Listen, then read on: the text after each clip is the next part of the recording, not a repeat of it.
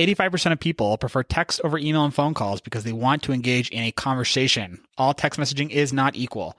Customers respond to people, not bots. Be more like people and start having conversations that end in conversions. Use Scipio. You're listening to Steal This Idea, the only podcast referenced in the Mueller report. You're a thief and a liar. I only lied about being a thief. Steal. Lie. We're gonna steal the ship. Commandant, Lord Lieutenant. An idea that is fully formed, fully understood, that sticks. For someone like you to steal? Ideas are bulletproof. I'm gonna steal the Declaration of Independence. Steal This Idea. Hello again, thieves. We're back. No countdown this time, Andre.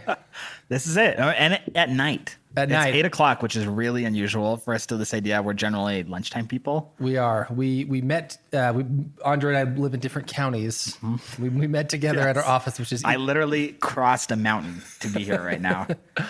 And the listeners might be a little confused because by the time this airs, maybe it might be a double feature because there was an episode that was supposed to air last week. Minor SD card fiasco.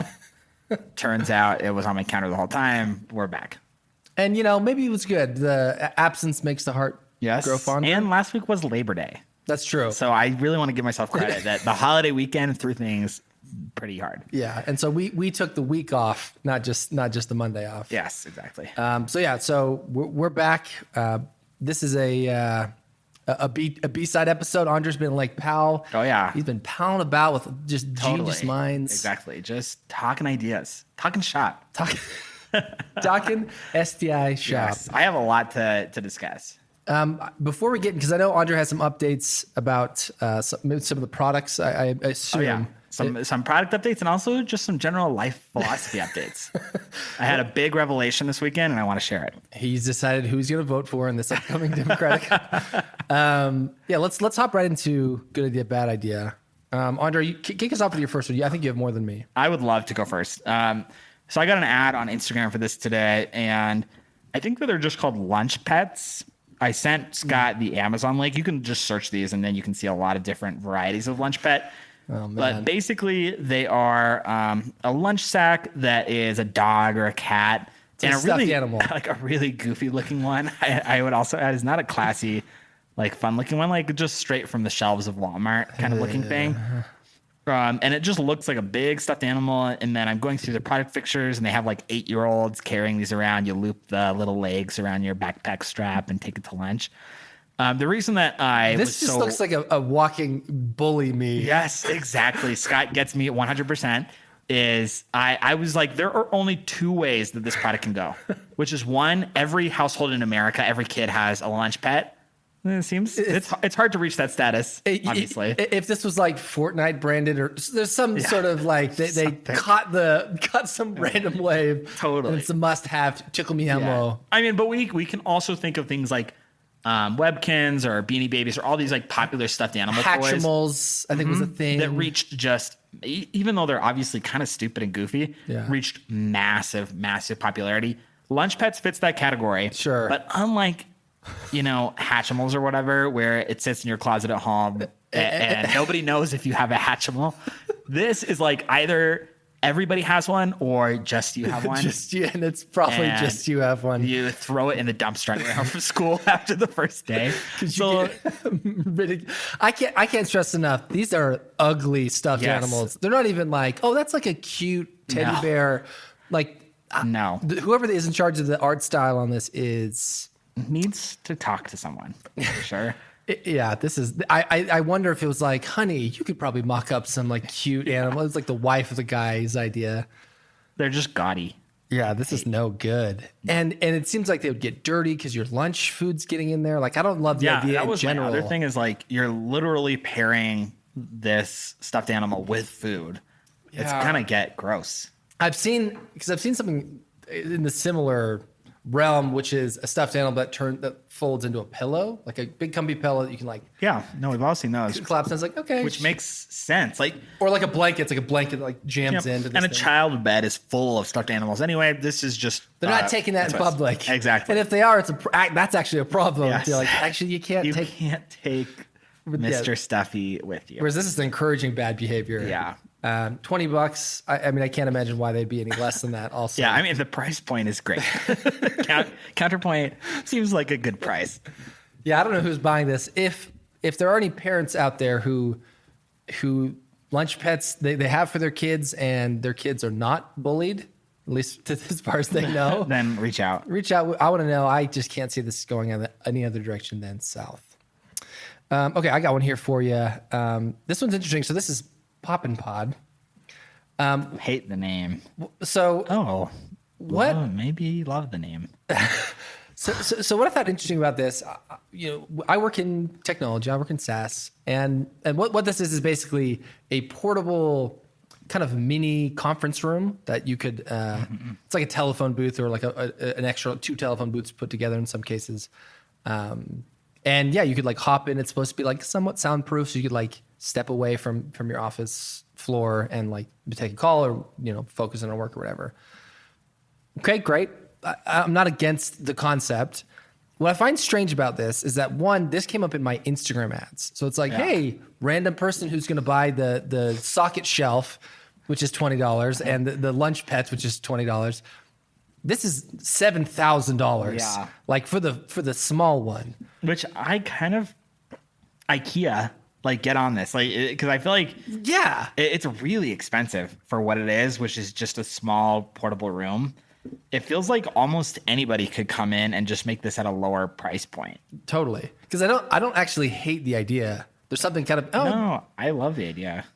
And if you're in a small workspace, I have clients who I've gone on site and it's like, oh man, you're in a glorified conference room, like, and to be able to have 5 or 6 of these in the back that you could like functionally be okay, sure, that works. But yeah, $7,000 and like targeting individuals, like who is seeing this in their Instagram and being like, I gotta buy this. Now, all we could ever do is recommend this, which would be useless. Yeah. Yeah, but I think your point is right, which is like there's a need for something like this. Clearly, I mean the WeWork model, right? Like that's a huge up and coming. Like, yeah, put an office literally anywhere. And so I think the idea behind this is good. But IKEA could come in and make this for $1,000. So you're saying you don't need one of these in your house? I don't need. I mean, it's just interesting that like the algorithm has somehow been like, well, he must clearly own a business and is willing to like, cut a check for $10,000 to pick up a couple of these. A couple. Yeah. I need multiple. Yeah. Anyway. Good idea. Bad targeting. Totally. Yeah. Bad execution. Good idea in principle, though. Yeah. So my next idea, I got this on Instagram as well, and it's called helium. And what it is, I believe, telcos aren't our future. The people are. Which the headline's horrible, but the telcos, core of it is that like robots, like telecommunications, I think. Okay. And it says own a helium hotspot and earn helium tokens, a new cryptocurrency for building the world's first peer-to-peer wireless network. And basically what it is you buy a little device that functions as like public Wi-Fi, and then people use your public Wi-Fi and you earn currency from your public it's the crypto Wi-Fi, token model. So democratizing telecommunications. So instead of Verizon and CenturyLink and 4 people owning all of the internet space, everybody hosts their own mini things and people can log into that, and you're basically getting a kickback for like being the home for base. doing and kind of like the typical mining. It looks like the device, which is about $500, basically does the service, and then you slowly collect tokens. So where do they get the internet from? That I wish I knew a little bit more about how the internet works. Abe and I were having this conversation, which is like, he basically turns to me in the car and he's like, how does the internet get to our house? I was like, honestly, wish I truly understood. As far as I understand, it's like, okay, you have these huge data centers, and then telecommunications basically like, they plug from that, and then you're putting in nodes in neighborhoods, and they're pre-wiring neighborhoods, and it's all, so you have a big data center, which routes to probably a small data center, which routes to neighborhood nodes, right? So the local telecommunications, those make sense to me. Yeah. And then I guess if this is like I know a newer thing is like these radio wave, like if if your house isn't blocked by trees, you can kind of catch this like higher level broadband or whatever. But Yeah. it seems like at the end of the day, like this is still going to have to come from somewhere. Is it satellite internet? Is it? It's a confusing model, but kind of an interesting thesis, which is this democratization of the internet kind of concept, and Sure. like throw this down in your house, provide a service, and then potentially get pseudo paid for it, I guess. Yeah, and there's another service called Storage, STORJ. I think one of our colleagues got a job there, but they're Ex-colleagues. then. ex-colleagues. Yeah, Let's be clear. it's a similar model in that they take that it's with storage. So basically, instead of Google and Amazon and like literally 3 people owning 99% of the storage in the world, this says, all right, instead give storage to everybody, in a decentralized way, and then people can buy storage for cheap. Yeah. From people closer to them or whatever.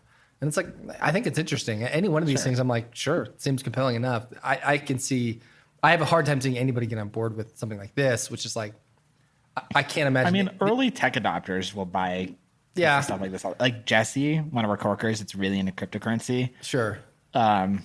Could easily like buy something like this just to experiment with it. It's kind of like it's a low risk to you. Sure, I guess that's true. I guess to me, it's the quality of the internet. I'm an internet guy where I'm like, I can't have below a certain amount. I'm rolling my eyes because when I moved into my latest place, I downgraded my connection considerably, and Scott was like, "It'll be fine. It'll be fine. It'll be fine." It has been fine, but I don't really see you as an internet snob because you didn't really. Well, I don't know. What I mean by that is that like something like this I know would be for sure limited. Yeah. Whereas like with the internet that I have, it's like totally sufficient for my needs, and I'm getting somewhat of a fiber connection, and I can bump it up if I need to. Where it's like I know this is like it's a hotspot, which means like It could only be so good. it's like this has to be going off like a cell phone network. Really, now that I think about it, that's probably what it is. They've cut a deal with Verizon to get their 5G anyway. I don't hate it in theory. I have a hard time seeing this getting any sort of mass adoption though. We're not there yet, Andre. All right, fine. All right, my next one here. I imagine you've seen this. I see Definitely have heard of it. Somebody here has it. I see this all the freaking time.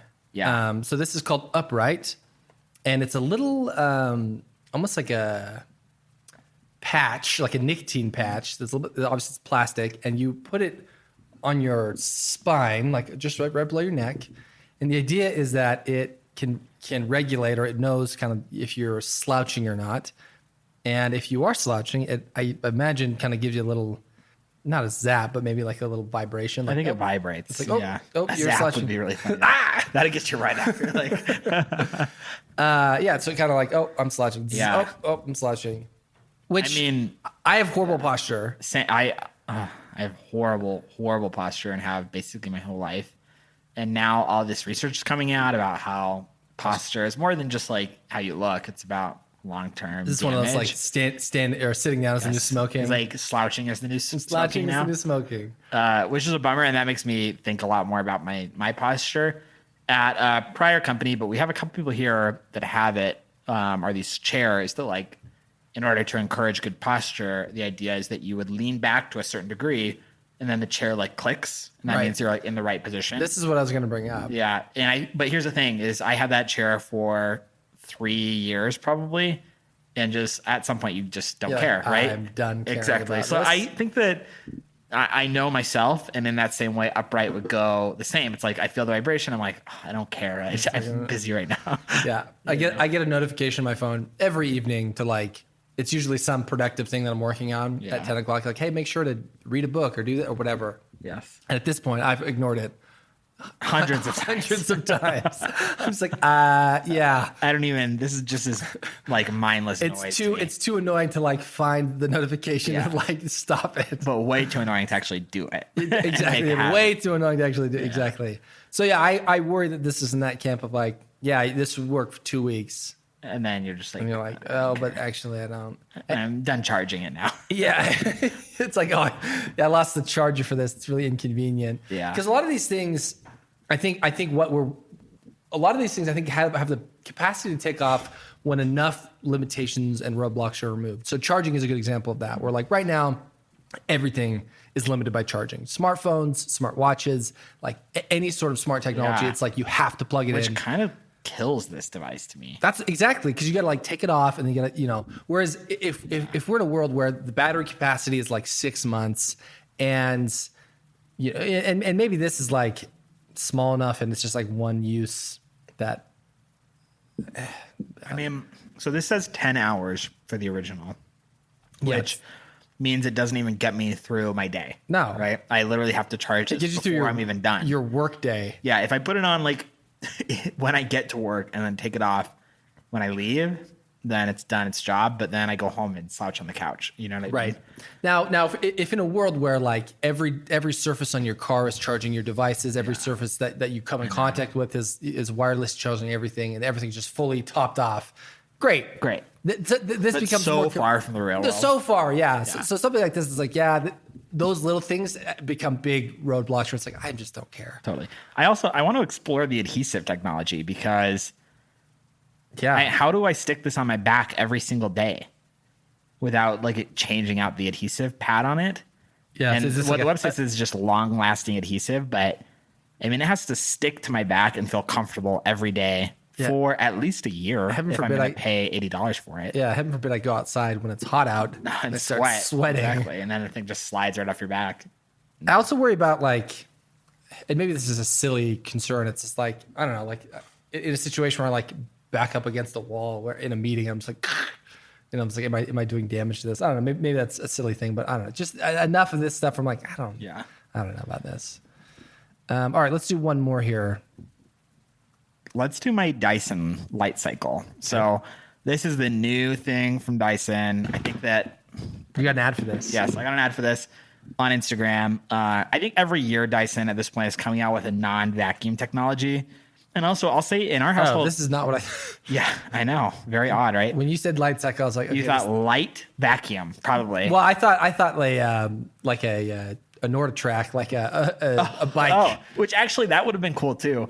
So what it is Lightcycle is quote unquote the task light that automatically simulates properties of natural daylight designed to help reduce eye strain. So it's a light that goes directly over your desk for whatever you're working on, studying, reading a book, writing an essay, things that I haven't done in a really long time. And it naturally adjusts. You don't work on the light. architect plans as It's been a while since I designed my last building. Very sexy looking. I mean, it's a beautiful looking light. It kind of looks like a appeal is that it goes crane. yellow at dusk and it goes, it's white in the middle of the day. Yeah. One of those kind of situations. I guess that's great. So here's the thing. This is a really hot topic right now. The iPhone has a feature for it now. These like night shift technology so that you're getting deeper tones of light at different periods of the day. So your body naturally adjusts. The way that I see a task light though is kind of the opposite of that. Like It's like, oh, I gotta. Yep, I need to be awake right now, right? So I don't want the light to be slowly lulling me to sleep. I want it to keep me awake. Yeah, I need this like a natural. It's like, oh, good. This is a nice, Yes, this calming. is a nice calming light, and now I'm going to go to bed and stop using the light. So I think it's almost just like poorly constructed in that it's just the opposite of what you actually need. They say that it reduces eye strain, but I don't really. And we've talked a lot about eye strain at work, but it's just like a really complicated topic. And where I think it ultimately lands is Dyson just keeps trying to do these products that aren't actually Spaghetti. What? Spaghetti to the wall. Oh, totally. Yeah. Spaghetti. I was like, Dyson spaghetti? Dyson I haven't spaghetti. heard of that particular line. Yeah, spaghetti to the wall is what I. Yeah. I mean, things that aren't vacuums. And I love. I hear their blow dryer though is. I've used one. I can't remember where. I mean, a gal at work. She's a cosmetologist. I wanna say. Here. Okay. She's certified. She goes to like Las Vegas during like the big thing. Yeah. And she's like, I got a Dyson thing, and they gave it to me at, and like it's normally $350, and I got like $250. I'm like, $250? It's still an insane price. For a freaking blow dryer? Are you kidding me? I can go to Costco for like $60. Yes. You can get 9 blow dryers for that price. Yes, but she swears by it. So. I think maybe it's good. I also think this is too big. While I think the crossbar design is like an interesting modern look. I love the crossbar design. I think it's a gorgeous lamp.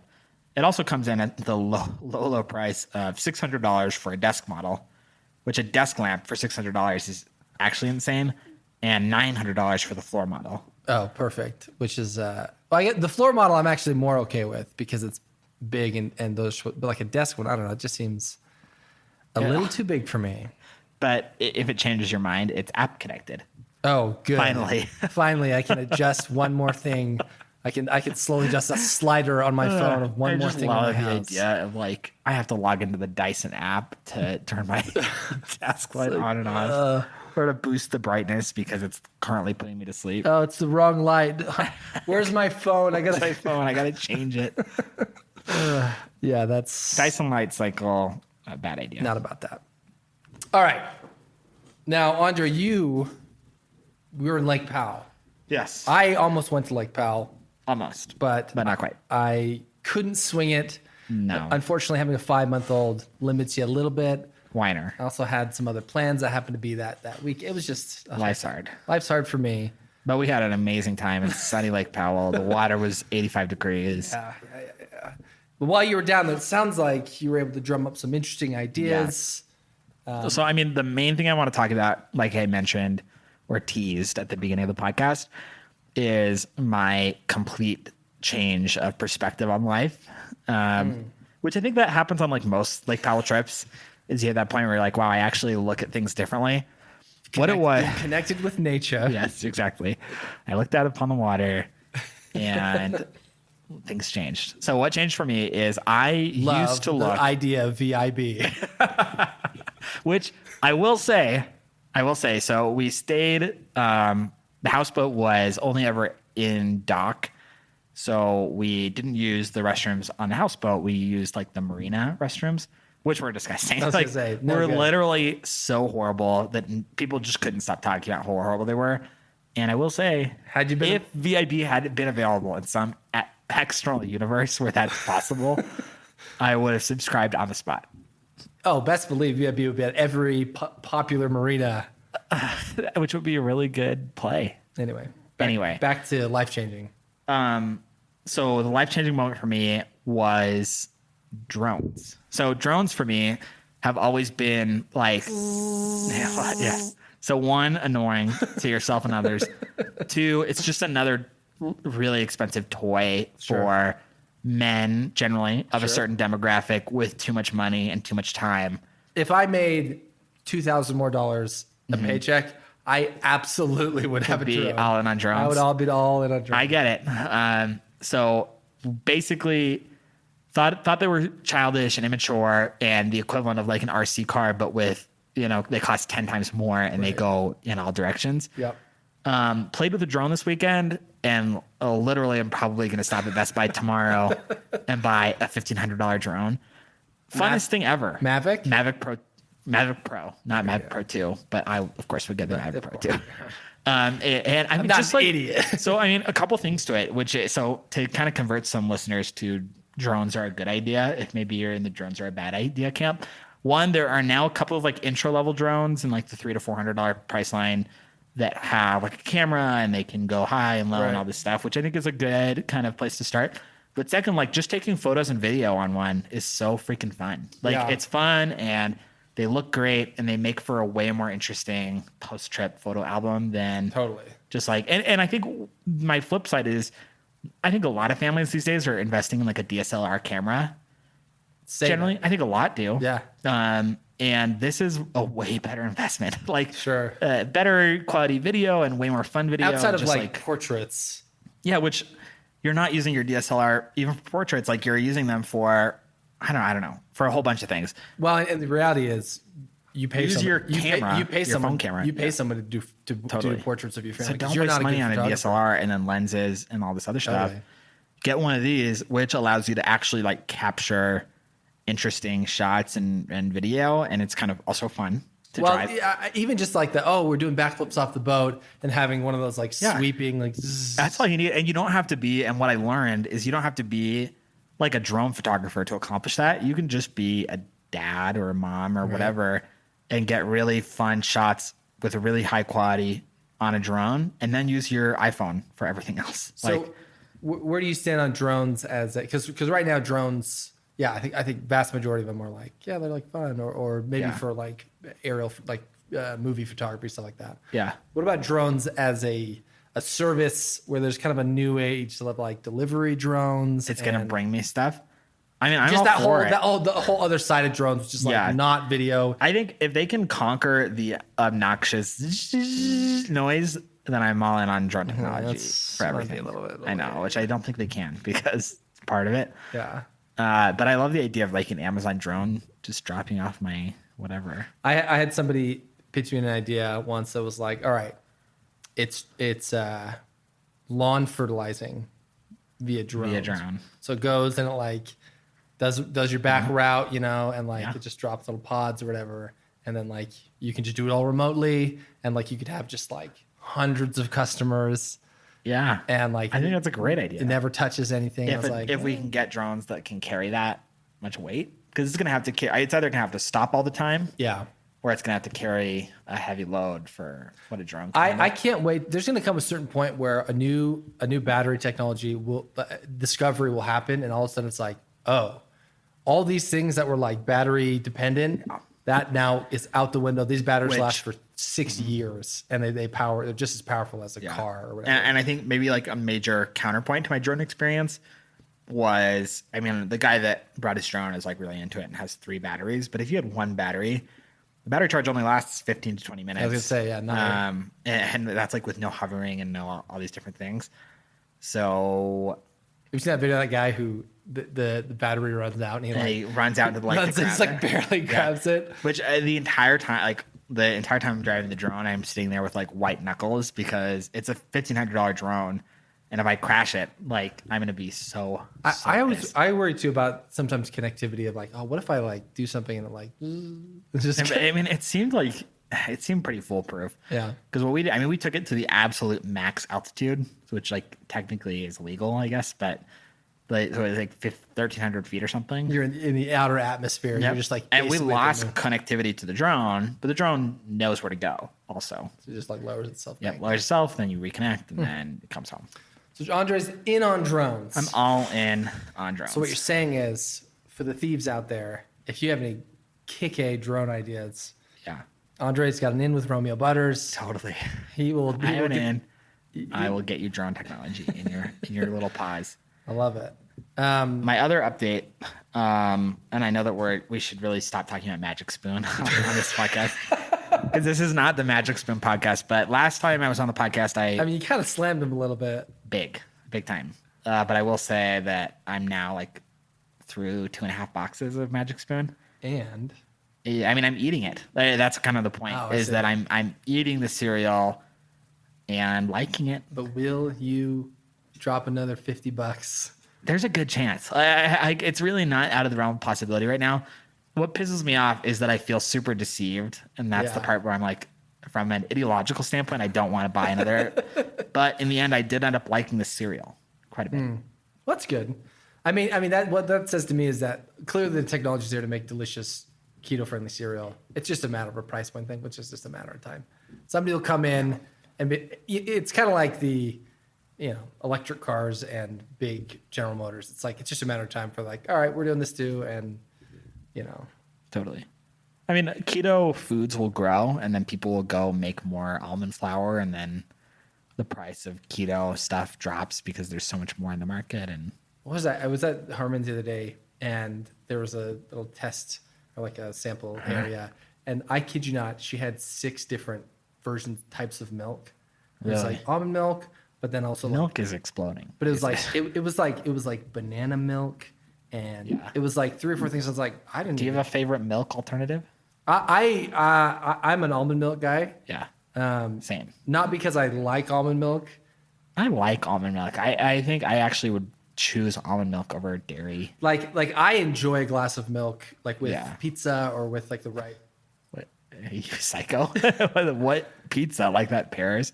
I thought you were going to say with an Oreo. Or which makes a lot of sense. Obviously But with pizza. I grew up eating food. I grew up with like milk and pizza. I don't know. Weird. Maybe it was weird. Yeah. There's a scenario where I'm like, oh, like a glass of milk sounds really good right now, and I would hate to just drink a glass of almond milk. But like with cereal, I'm like, and ultimately the reason that I switched, my wife is pretty healthy, but also dairy is like, it makes me have tons of acne. Yeah, and that's what I'm saying is it's like full of sugar, and it's like just really like not good for you.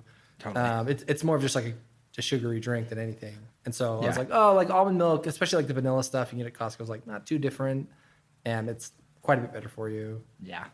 So you're all almond milk. I'm all almond milk. Yeah, we don't buy milk ever. Actually, every once in a while it sucks when I'm like cooking something that's like macaroni and cheese for your kid. Almond milk is Almond milk, trash. not quite what you need. Not quite what you want with mac and cheese. Yeah. So every once in a while I'll like go to 7-Eleven and buy literally like the The smallest thing tiniest little thing of milk. and like let that last. All right, I got an ST. I got to steal this screenplay idea for you. Love it. It's not a movie. It's a TV show. I've been rewatching the show Fringe, Okay. which I think I told you to watch, or I'm sure you told me to watch it. I have not watched it. okay. Well, you loved Lost. I did. Yes. Loved Lost. Same creator. Obsessed. I would start a Lost podcast. That would be my next podcast after this one. So I watched a video on Lost recently. It was like kind of the day Lost died. And they kind of made the argument that like, oh, this is they explained where the failure of Lost was spending too much time at the very end with Jacob and like that whole family and like deviating from the characters for that. And I was like, Which, just to interject, because I have to, and not to make this the Lost podcast that I was just talking about, but I hate that argument because people come out of Lost and they're like, the polar bears, they never explain. They say all these things that were never explained. Imagine if they had just like not gotten back around to the Jacob issue. Like that would have been a complete disaster. Totally. So I actually think that the show makes no sense without that context. So people that are like, the whole last season is about Jacob, I'm like, you're an idiot. I'm with you. That's my thought. I'm with you.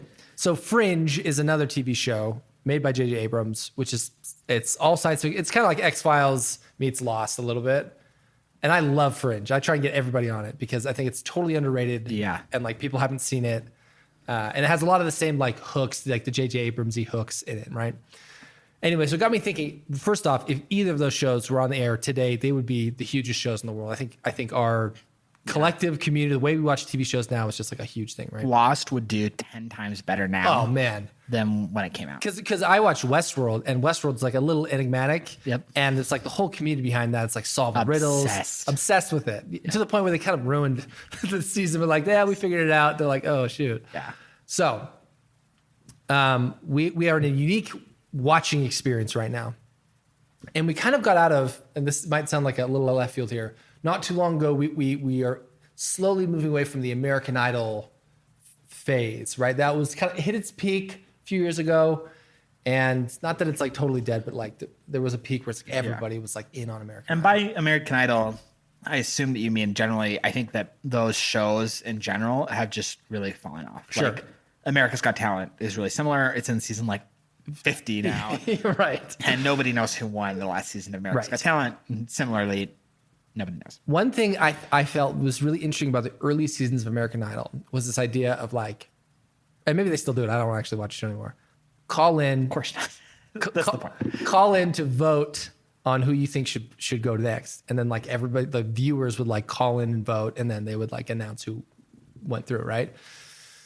So I want to bring back this idea of like people, the viewers having a say in the show, but also I want to tie it into a serial drama, more akin to Lost or Fringe or kind of a science fiction-y type show. Yeah. The idea being, and it's kind of this like Bandersnatch type show where it's like you watch, and then at a certain point in the show, the viewers make a decision, and like whether how that happens, whether it's some AI, it's like what should I convince this person to do, or someone's a fourth wall breaking. I'm not 100% sure, but I think it'd be really interesting, this idea of like the viewers say going left or right, this or that, and then also throwing in some sort of time travel element into the show, so that at a certain time point, travel have to do with well, at a certain point, like you might, what would have happened had so and so done this? At a certain point at the end of the show, they like are able, like the viewers maybe don't know this. You go back, and it's like you have that opportunity to like make that decision again. Yeah, I think is that it? That's No, totally. That's a good enough idea to kind of work with. I think where I struggle is from just like a logistical standpoint, which is like, does the show film like literally 100 outcomes? So I think the way that a lot of things do this now, Bandersnatch, and there's a game called Quantum Break, I think, that did something like this. But I mean, it's a single player game. Yep. where you have basically these like points that thread through that, like no matter what you choose, you kind of always hit these certain beats. Yeah. No, and like choose your own adventure books, which I swear I've talked about on the podcast before, really similar, where there are multiple threads of the plot that are still going to take you to these key moments, right? And I think the idea here is that you say, all right, we are selling a story that has 5 storylines, 5 core fleshed out storylines, and it's one season, right? Yeah. But within those 5 things, there's like lots of different like things that kind of interweave or whatever. And what made me think of this is I saw some article recently about Twitch plays Pokemon. Do you remember that whole phenomenon? The best. For those who don't know, I want to recapture that so freaking bad because it was magic. It was like really fascinating that everybody came together. It's like, oh, we'll like try and solve this thing or whatever, right? Yeah. So the idea of like Lost, where there's like puzzles and this thing and like everybody's engaged, right? Because we do this now, right? Like everybody watches Bachelor in Paradise or whatever, and they come together the next day and be like, oh, did you the fight and this and then that, right? Like we're already doing this. We're so ingrained with television these days. Yeah. I don't think we have a good enough meat to like tear into. And I think something like this where like we're actually interactive, like, oh, what did you vote for? Oh, I voted he should walk away or he should shoot him or whatever. I think that'd be really interesting. Totally. I think completely agree. And I think if you can figure it out logistically, like how do we actually operationalize the production of multiple paths, then I'm definitely bought in. And I think, so Twitch plays Pokemon, which we'll go back to really quickly. What was interesting about that is you go to like the subreddit and people were like pushing for certain outcomes, right? They were pushing for when this happens, we're going to all do this. And I think that I'm really into that idea, which is like trending on Twitter is like the choice that everybody's kind of go left. Because it's a voting mechanism. It's not just like, oh, what did you vote for? Oh, I think we should do this. It's more like, okay, I'm going to literally tweet for the next 24 hours, just trying to get my position pushed. Yeah. And being part of something like that is really fun, right? And especially when it's like an A choice and a B choice are so neck and neck. And it's like, I'm just like going to talk to everybody and try to get votes for my position. Totally. And me and my group of analysts that are all talking about this show every day are all bought in on this being the right choice or the choice that's going to stop Amy from dying in the well or whatever. Think about Love it. Did you watch, this might be a dumb comparison. Did you watch Gilmore Girls? Of course I watch Gilmore Girls. Imagine if I know exactly where you're going with this. If that there's a moment where it's like, which boy does she go with? Rory or Jess or Dean? Jess or Dean? And it is like now. It is still to literally this day. going to fists for Dean. Obviously, just to get that out there on the podcast. Obviously, I'm voting for Dean, but Jess sucks. Jess literally sucks so bad, but people love Jess. I'm voting for Dean. But those kind of moments would be awesome. Awesome. Yes. And I feel like it's like all the pieces are in play. We have the technology. Everyone's got like a phones series now. finale, and everybody's like, who are we going to pick for this girl? Yeah, we are choosing this fate. I think it would draw everybody in. Everyone would just be frothing for season 2. I think maybe a good like test, a couple of different ways that you can maybe put it in the wild if you, for some reason you're listening to this podcast and you actually can make this real. It would be one like a web series, which I know is like kind of lame, but it would prove out the theory to potentially get on like network television or whatever you have to get to Netflix. The second thing would be maybe it's not like every single episode. So it's let's say a 20 episode season, fairly standard. Maybe it's not every single episode has multiple branched choices, but maybe there's an opportunity 5 times in the season to make like a huge decision. Shift. Yeah. And then and maybe some of them are like inconsequential. Should he have toast or cereal or whatever? Like, totally. Cereal, yeah. And people are like, oh, did the cereal, did it factor in? It didn't. Yeah. But like, and then we do that rewind and we see, okay, if we'd done this here, we would have gone here, which would be really cool. Anyway. So I don't know what you call that. Love it. I think there's something cool there. Love it. I think did you have any more product updates or should we move to mailbag? Let's move to mailbag. Okay. Because I have my mailbag. So I made a promise in an earlier episode that I would never take an idea and not call it mailbag when it was mailbag. And I thought of maybe I would come to this and be like, oh, I have a great stylus joystick. But in reality, it's a mailbag, but it is a joystick. And we were talking about this idea over the weekend, and I thought it was just crazy interesting, at least. And I think that Scott comes from the same point as me and could probably poke some pretty decent sized holes in it. But what we were picturing is essentially a game a video game where you can start from scratch. So you get like a basic gun or basic gear, the totally standard kit, or you can pay real life money to get an AK and like body armor. Okay. Right. So and this then is a first person shooter.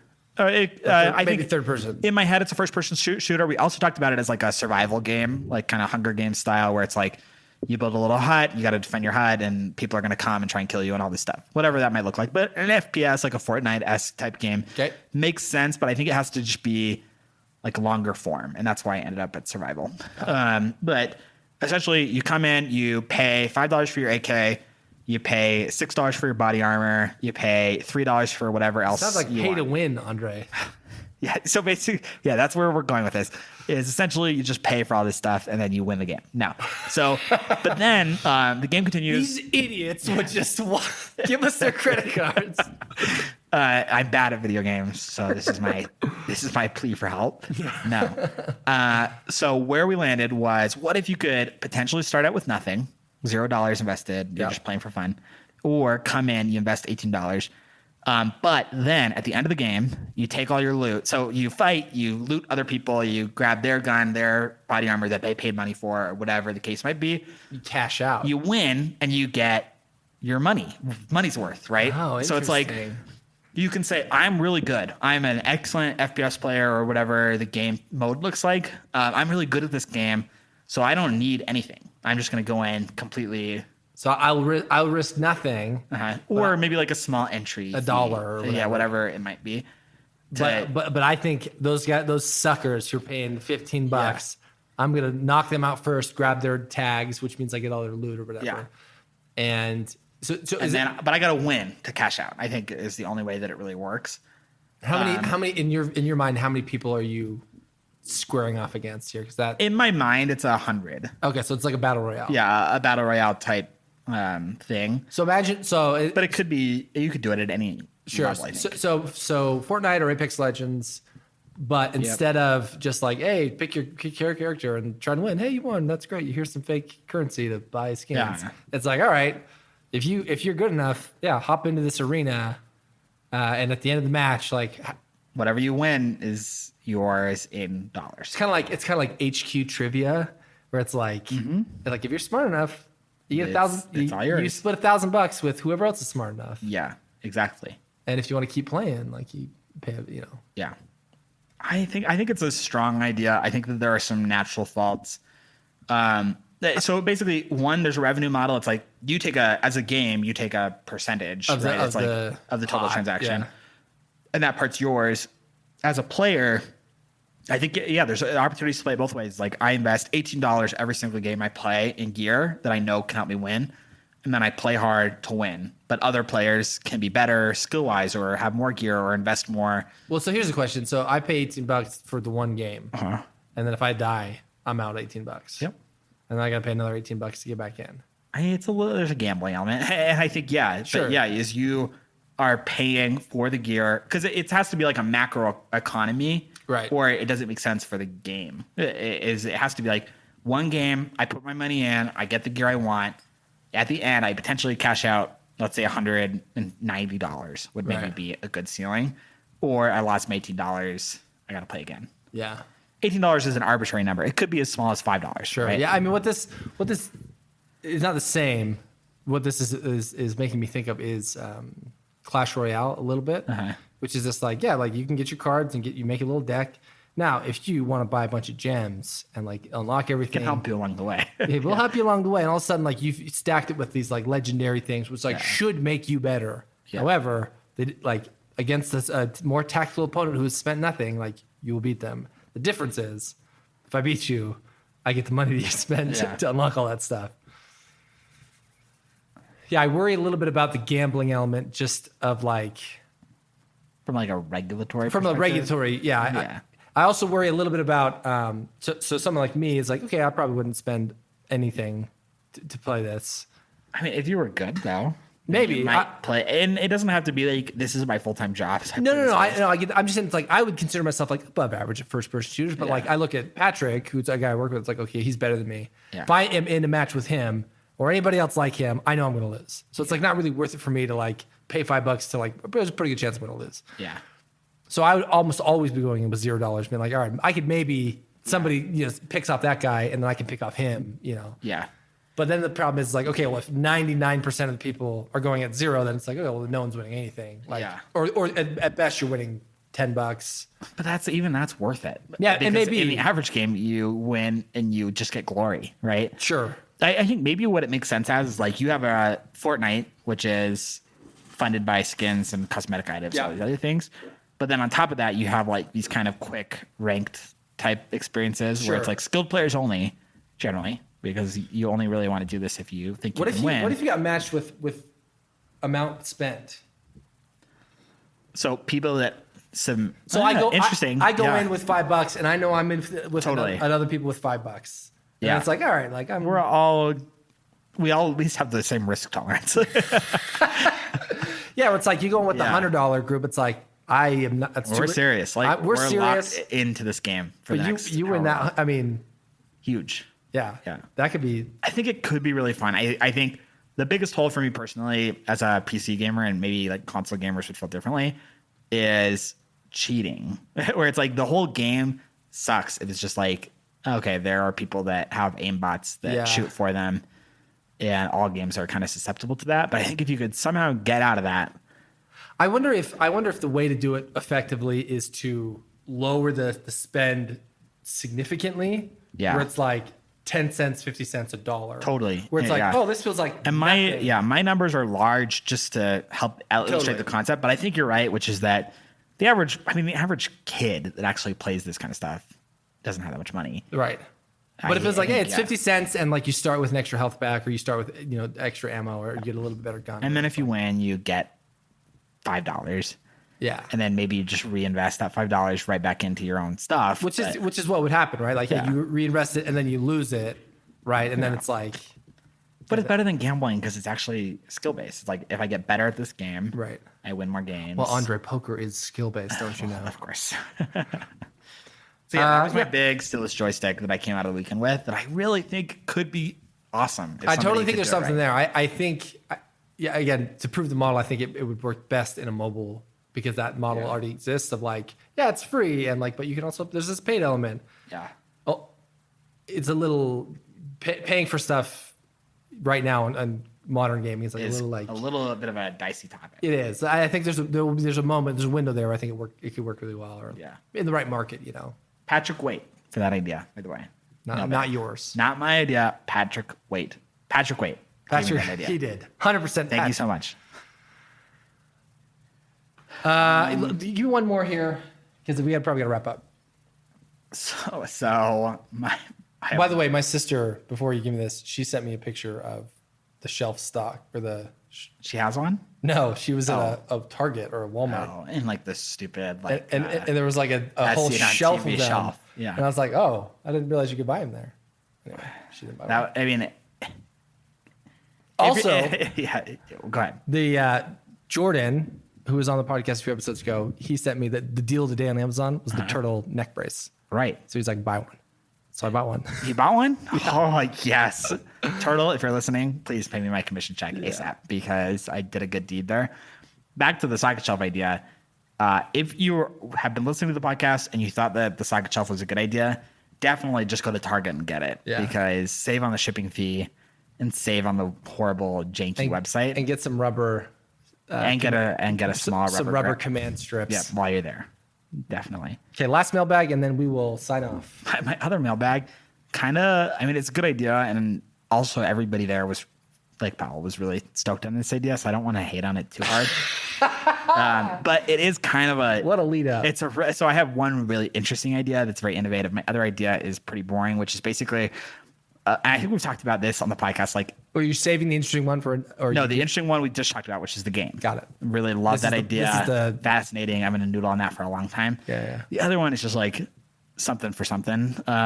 So what it is basically, we've talked about it a couple times. There's Crumble, which is a cookie service or a cookie company in Utah and throughout like the Western United States that essentially has a rotating list of flavored Crumble cookies that are interesting and taste really good, and they're really big, and it's a great model. $3.50 or whatever. It's basically Crumble for donuts, which I feel like maybe we've even talked about that before, because that doesn't sound like even that new of an idea to me.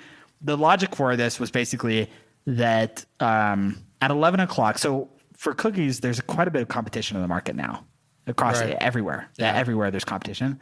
The point here was that at 11 o'clock at night, you can't even get a donut, really, a fresh donut. Sure. And there really aren't even that many places that Like make... maybe Krispy Kreme, you could. We were talking about Krispy Kreme, and even at... out here, first of all, there really aren't that many Krispy Kremes. Right, there's one in Provo, I think. Yeah, so that's kind of a long drive for Krispy Kreme. And second, they don't deliver, which we want them to be delivery. And third, it's like Krispy Kreme doesn't really make interesting flavors. I mean, they're known for their classic glazed, and that's kind of it. And I'm kind of interested in the idea, which is gourmet donuts delivered to my house, hot and ready. But would you call them Go Nuts? That was literally the name, was Go Nuts. Have we talked about this before? No, but not on this podcast, at least. You've talked about this idea. So here's, this is why this is so funny.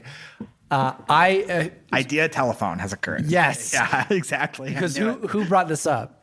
Jacob and Patrick. Yeah.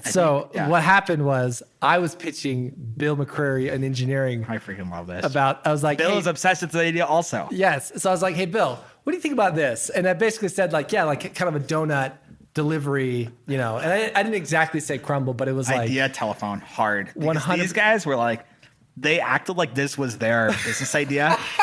To the point where I was like, are you guys okay if I take this on the podcast? Like it was theirs. Like they owned it. And what's so funny, and asked Bill, because I was like, yeah, go nuts for go nuts. Like it was like a whole tagline, like we were joking about it. Literally are.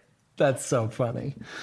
No, I actually... they're ripping off your idea. They're not even calling it a mailbag. Can you believe? I can't believe it. No, as I think about it more, my idea was more... I think there's room for a storefront of an interesting donut place. You can make your own donuts, and they would deliver or whatever, right? I may have even. I think I was there when you told me. You might have been, because now the whole thing sounds. Because I told you that there's a place in Sandy, yes, where you can do this. Where you can make your own donut. Right. As I think about it, when I think of a place like Voodoo Donuts, which everybody knows, yes, exactly. The reason they know it is because they come up with these like off the wall donuts. And I think that they also do late night delivery. Maybe they do. I think they have a really similar model. But I love the idea of a crumble style where it's like we do 6 donuts, and they are big and massive, and we have a maple and a sprinkle, and then 4 zany donuts every week. Yeah. And it's like it's a thing. It's like it's an experience. Like it's not just like some little dinky thing or whatever. I think that model is like really because the crumble model is like. It's unreal how it's like what I check crumble every freaking week. They posted their teaser for tomorrow, and it was like, it's like Oreo, cool, macadamia. Do I like macadamia? Oh, I don't know. Like I gotta try it, like, and I think you could do that same with donuts, where it's like, it's the maple bacon. Oh, now it's the maple. Whatever. And then the maple bacon is gone, and you're like, the maple bacon. I got to check every week to see when the maple bacon comes and back. It's not like, this is like a maple bacon that's been sitting on a shelf all day. And like, is this even really fresh? Like, it's like, no. It's always fresh. It's like, this is the week's cookie, and it's bigger, and it's... I think rotating menu concept is huge. I think a bigger donut also is key in this. Like, it can't just be like a regular... Be a big yeast donut. Yeah. Maybe you do like 3 yeast each week. Yeah, I'm in on Go Nuts. It's also like really similar because it's just a storefront and an oven, and in an oven or in a donut place, it's like a fryer and a storefront. Yeah, the same way that Daylight Donuts right here is nothing. It's like looks like nothing, but it's a donut shop. Yeah, it's not much there. Go nuts for go nuts. Go nuts for go nuts. Why haven't you brought this idea to the podcast already? Hey, I got a list here, Andre. I'm just saying I got to piecemeal my ideas over time. All right. I love that this idea from months ago has full circle come back as a new idea. As somebody else's idea. That is what this podcast is all about. That is what this is about. Exactly. I pitched it in such a way I was like, I don't care if somebody makes this. Like, steal my idea. And now they are literally stealing it. And then now they're giving it away for the listeners to steal. So proof that it can happen. That's so funny. Go out there, go on boats, and tell people that you have great ideas. Great idea. Heard it from this podcast. I mean, it's my idea. Thieves, thanks for listening in. Andre's going to give us a quick. The rundown. The quick rundown. Socials, Andre. What do we got? Go steal this idea on Twitter and Instagram. Send us an email at idea@gostealthisidea.com. Check out our website, gostealthisidea.com, to see all of our websites, our show notes, and everything that's happening in our world. I think that's all. That's it for now. Might be a double feature coming in. You might have Figuring it out. figuring it out right now. We got a good guest in the queue here. Definitely. Two good guests in the queue here. I think Andre's idea is next. Yep. And I have my best one. He says it'll be the best idea of the Yeah. entire show. We'll see about that. I'm going to put on my critical hat. That I'm not just a yes man. I know the ideas are beatable, so I'm not worried about it. As always, thanks again, Thieves, and we'll catch you in the next one. Bye.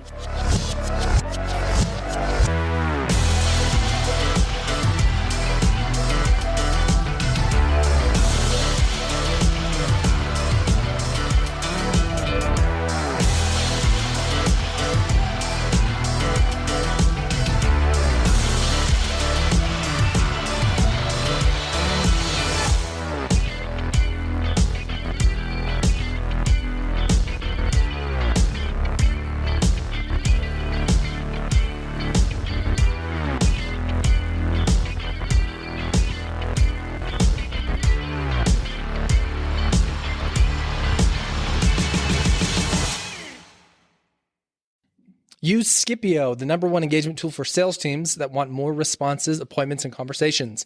Message your leads and customers where they are on their phone. I'm not talking about phone calls. We're talking about true one-to-one texting. Use the code STEAL at Scipio.com for 2 free licenses. Use the code STEAL at Scipio.com for 2 free licenses. See you later, thieves.